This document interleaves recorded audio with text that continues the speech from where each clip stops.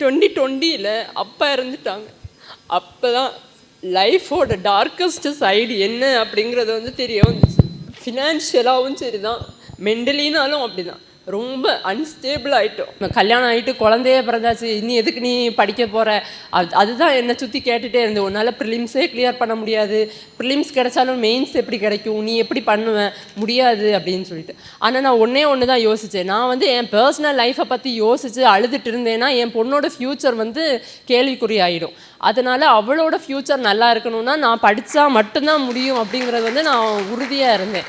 Code வந்து introduce ஆச்சு. ஒரு 1 வீக்லேயே எனக்கு தெரிஞ்சிச்சு, ஓகே நம்ம கரெக்டான பாத்தில் தான் வந்தோம். மென்டார் சக்தி பிரகாஷ் சார், அவர் வந்து எங்களையெல்லாம் கயிறு கட்டி இழுத்தது மாதிரி தான் இழுத்துட்டு இருக்காரு. இதை பண்ணு, இன்னைக்கு வந்து இதை அப்டேட் பண்ணணும் அப்படின்னு சொல்லிட்டு. அதுக்கப்புறம் இன்டர்வியூக்கு வந்து ஆதித்யா சார், அது எப்படி இருந்துச்சுன்னா பேனல் மெம்பர்ஸ் என்கிட்ட கேட்குறாங்க, யாருமா உனக்கு சொல்லி கொடுத்தா அப்படின்னு சொல்லிட்டு.